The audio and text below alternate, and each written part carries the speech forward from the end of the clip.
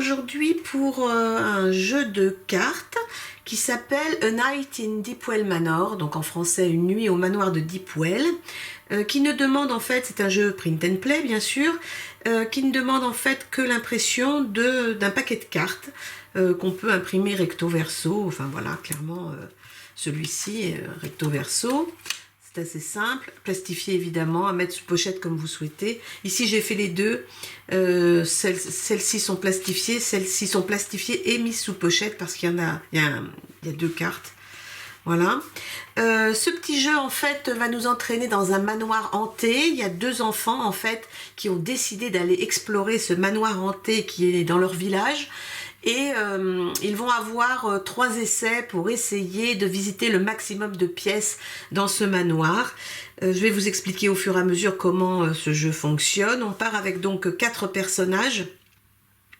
Il y a 2 filles et 2 garçons. Chaque personnage a un état calme ou terrifié, selon que vous tournez la carte d'un côté ou de l'autre. Ici en bas, il y a écrit calme ou terrifiés. Donc les enfants commencent à l'état calme, et puis au fur et à mesure qu'ils vont rencontrer des poltergeists, des fantômes, des spectres, enfin toutes sortes de choses incroyables, ils vont devenir terrifiés. Quand ils sont tous les deux terrifiés, la première fois qu'on trouve une carte qui nous demande de terrifier à nouveau, la partie se termine à ce moment-là et elle est perdue. Sinon, tout le temps qu'ils ne sont pas terrifiés, on va visiter des lieux en fait dans ce manoir, et en haut de chaque carte des lieux du manoir il y a un petit chiffre avec un marqué EP.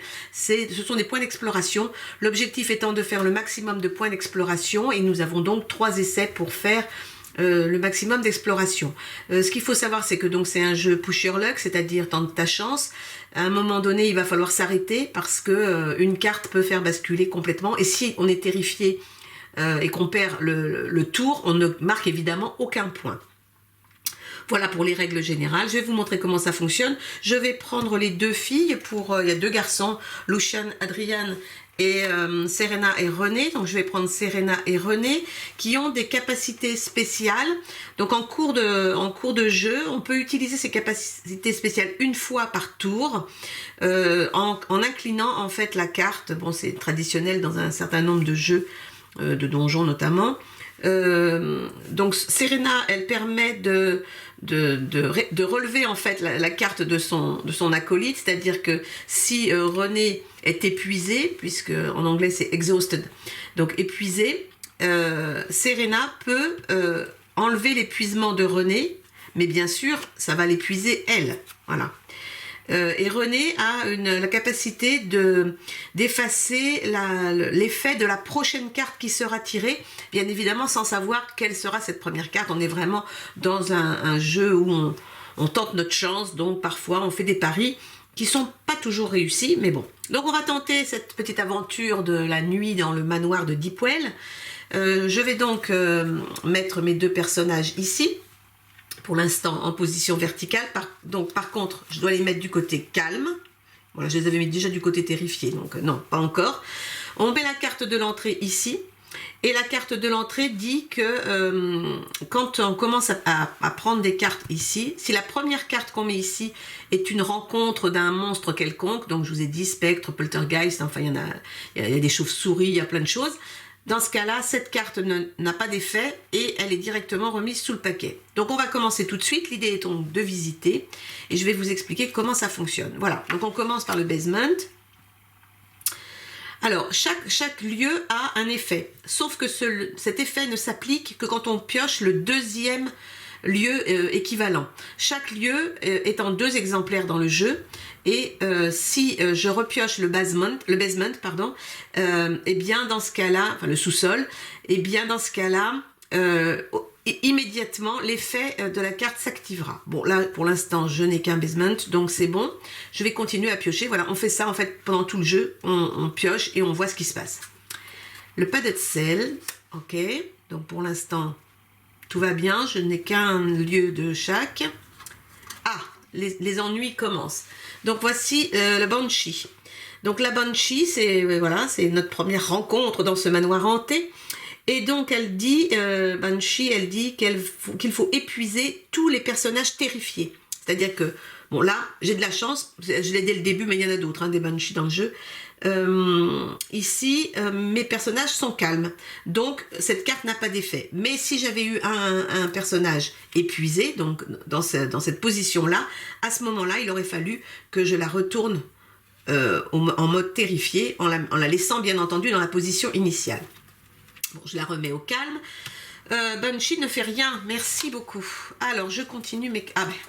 Je continue. Les chauves-souris. Alors les chauves-souris, elles vont nous demander de piocher 2 cartes immédiatement.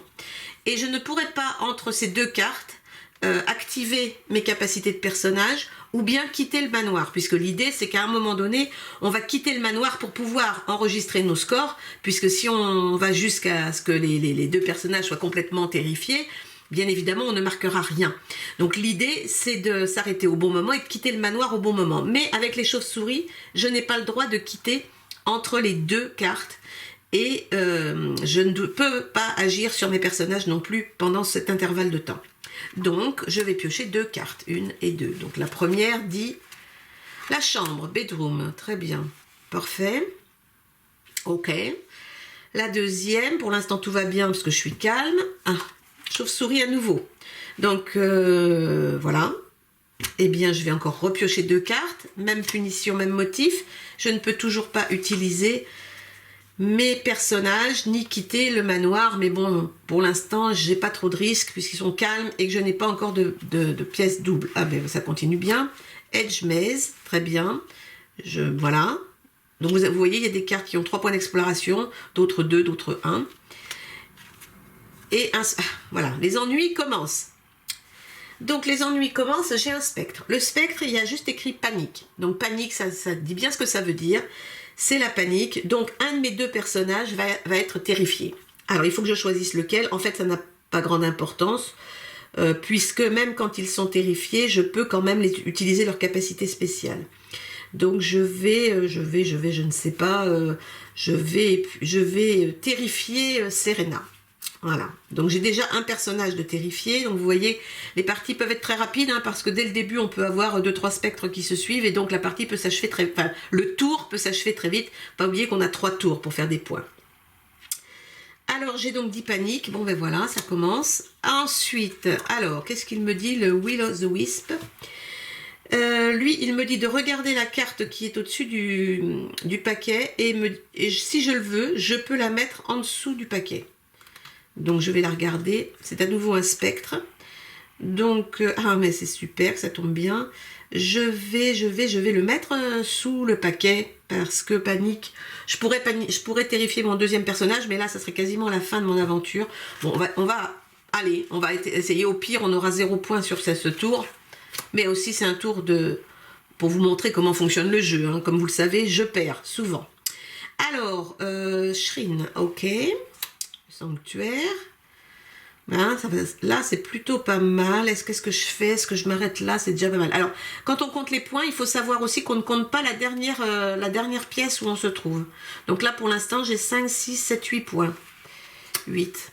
Bon, je vais essayer quand même d'aller à 10, hein, quand même. Hein. Allez. J'essaye. Le maximum, on peut faire plus de 80 quand même. Hein, donc, bon. La cuisine. Ok. Bon. Allez, j'essaye encore 3-4 cartes et puis... Oui, de toute façon, je suis calme encore. Je ne sais pas pourquoi je voudrais m'arrêter maintenant. J'ai encore une possibilité. Ah, voilà. Alors là, nous avons 2 cuisines. Donc, 2 cuisines, on applique l'effet instantanément. Donc, si les 2 personnages sont épuisés, panique. Mais pour l'instant, ils ne sont pas épuisés. Bon, donc, je vais continuer. Allez. Poltergeist. Il faut que j'active l'effet du lieu actuel, mais bon, c'est celui-ci. Donc sans effet. Ah, ça va pas durer longtemps cette histoire. Ah oui, alors celui-là, c'est l'ami imaginaire. Donc il faut que je cite un nom de lieu. Et si la prochaine carte que je pioche est ce nom de lieu, dans ce cas-là, j'ignore l'effet. Donc je vais dire que je vais piocher la chambre, par exemple.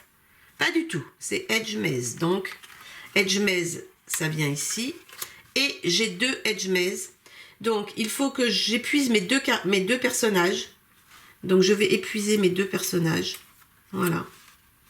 Donc, je ne peux pas utiliser leur capacité spéciale. Dommage. J'en ai toujours un qui n'est pas terrifié. Allez. Underground. Ah, mais je ne l'avais pas encore, celui-là. Ça commence à devenir... Look, regardez. Alors, Will of the Wisps. Le paquet de cartes est super bien organisé. Je l'ai mélangé pourtant avant. C'est assez rare d'avoir ce genre de... configuration. Je regarde la carte du dessus. C'est un spectre. Je peux le mettre dessous. C'est incroyable. Incroyable. Continue. Pas de sel. Alors, pas de sel. Si la prochaine... Alors, j'ai un pas de sel ici. Si la prochaine carte jouée est une rencontre, j'ignore son effet. Alors, non mais incroyable, mais je vous jure, c'est... Alors là, je sais pas ce qui m'arrive aujourd'hui. Peut-être que j'allais jouer au loto. Peut-être y aller d'ailleurs. La crypte, je l'ai pas encore. Non mais incroyable. Mais jamais j'ai fait ça. Alors le spectre, cette fois-ci le spectre est là. Donc le spectre me dit panique. Donc cette fois-ci les deux sont terrifiés.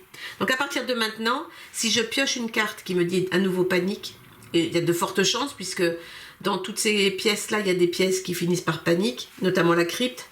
Si je repioche une crypte, je refais panique et là du coup, comme mes deux personnages sont déjà terrifiés, mon tour est terminé. Donc je vais m'arrêter là. Mais un tour incroyable, je pense que j'en ai jamais fait comme ça et je pense que je ne referai jamais de comme ça. Donc je pense que les deux suivants vont être beaucoup moins sympathiques, on verra. Enfin bon, si la chance est avec moi, pourquoi pas. Donc on a dit pour compter les points, on enlève le dernier lieu et on comptabilise. Donc 3, 5, 8, 10, 12, 14, 14, 18, 19 points. Donc je commence mon premier tour avec 19 points, ce qui est vraiment top. Là-dessus, je reprends mes cartes. Je vais les mélanger. Je vais essayer de les mélanger comme il faut. De façon à ce que tous les spectres ne se retrouvent pas ensemble, évidemment. Et je vais remettre mes deux personnages en mode calme pour un deuxième tour qui a, ma foi, fort bien démarré. C'est assez rare. Mais bon, ne pas mélanger l'entrée. Voilà. Bon, je vais peut-être pouvoir essayer d'utiliser mes capacités spéciales cette fois-ci. On va voir. Allez, c'est reparti. Alors, la cuisine. Très bien. Edge Maze. Très bien. Un spectre. Ça commence très fort. Allez, cette fois-ci, on va terrifier René. Underground Passage. Je continue. Pas de sel. Je continue. Bats. Donc on a dit les chauves-souris, on pioche deux cartes, on ne peut pas utiliser les capacités spéciales entre les deux. La chance, non mais c'est pas vrai que c'est encore reparti comme tout à l'heure. Incroyable. Ah, pas de sel. Si la prochaine carte est une rencontre d'un monstre quelconque, on ignore son effet. Pas du tout, c'était le basement. Alors j'en ai toujours un qui est calme, donc je peux continuer. Shrine, je sais plus comment on dit, Shrine je crois. Je continue. Underground Passage. Alors, là, il faut prendre il faut prendre un lieu de cette pile et la mélanger dans le paquet de cartes. Donc, est-ce que je peux enlever les pas de sel? C'est peut-être pas la peine que je me les remette.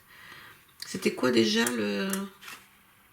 Si la prochaine... Ah oui, ben non, c'était plutôt favorable. Donc, je vais plutôt me reprendre le pas de sel. Parce que c'était un effet plutôt qui m'était plutôt favorable. Puisqu'il ignorait l'effet de la rencontre suivante. Donc, je prends mon pas de sel et je remélange mon paquet. Donc, parfois, les effets sont sympathiques. Hein, mais bon, pas toujours. Voilà. Ok. Et je continue ma partie. Un spectre. Alors, deuxième terrifié. Je vais quand même piocher la prochaine parce que René avec sa caractéristique, sa capacité, hein, j'ai trouvé mes mots. René avec sa capacité me permet d'annuler l'effet de la prochaine carte. Donc, je vais l'épuiser, utiliser cette capacité, cette carte est annulée. C'est un spectre, ben merci beaucoup René pour ça. Je vais refaire la même opération une deuxième fois. Je vais utiliser la capacité de Serena pour remettre la capacité de René active. Bon, celle-ci est évidemment inactive maintenant. Et je refais la même chose en annulant l'effet de la carte que je vais retourner. Ben, c'était pourtant une bonne carte, mais son effet est annulé. C'était la carte qui me permettait de regarder la carte suivante et de la mettre dessous. Donc voilà. Et je pense que je vais m'arrêter là parce que mes deux personnages sont... Alors, je l'ai utilisé une deuxième fois, donc il faut que je l'épuise. Donc, je ne peux pas trop prendre le risque maintenant d'avoir mes deux personnages terrifiés. Donc, je vais compter mes points. Donc, celui-ci n'est pas comptabilisé. Donc, j'ai 2, 5, 6, 7, 8, 9, 10, 11, 12, 13, 13 et 19, 32. Oui, je sais compter encore. 32. Donc, j'en suis à 32 points. Et il ne me reste plus qu'un tour à faire. Et donc, je vais faire mon tour. Je remets mes petits personnages au calme. Je reprends mes cartes. Je vais tout remélanger. Maintenant, c'est vrai que j'ai peut-être mal mélangé tout à l'heure et que les pièces se sont trouvées les unes à côté des autres. Mais bon, je vais remélanger comme il faut.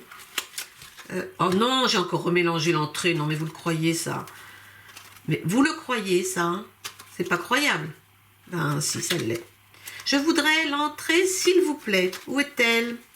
Où est-elle? Ça va être la dernière? Non, la voilà. Donc, à chaque fois, ça marche.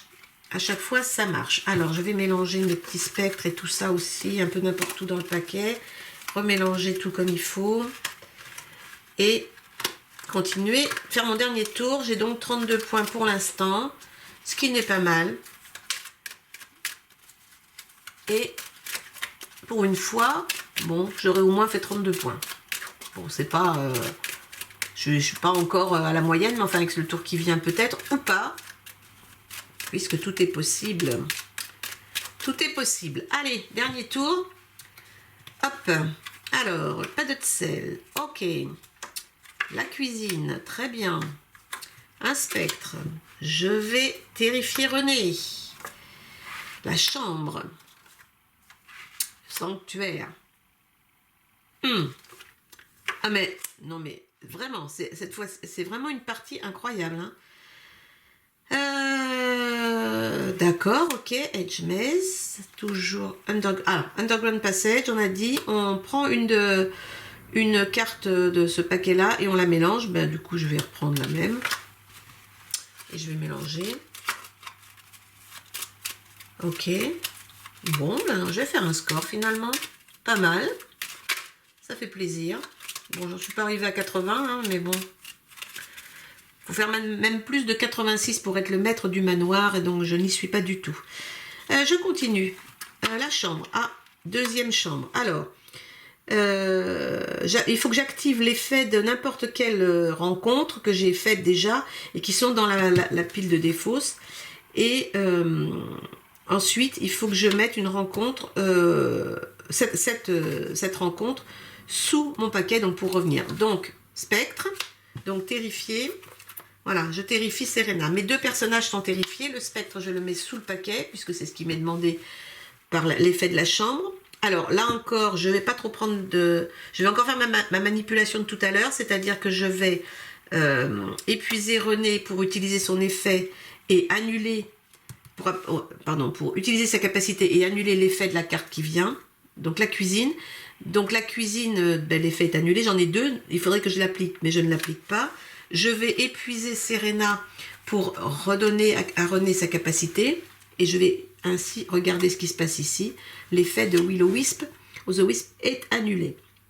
C'était pourtant effectivement un effet sympathique. Mais alors, là vraiment clairement, si je pioche un spectre, et il y en a encore pas mal dans le paquet, j'en ai vu passer qu'un, il y en a 4 ou 5, je ne sais pas combien exactement, mais il y en a pas mal. Donc, si je pioche un spectre, mon tour vaut 0.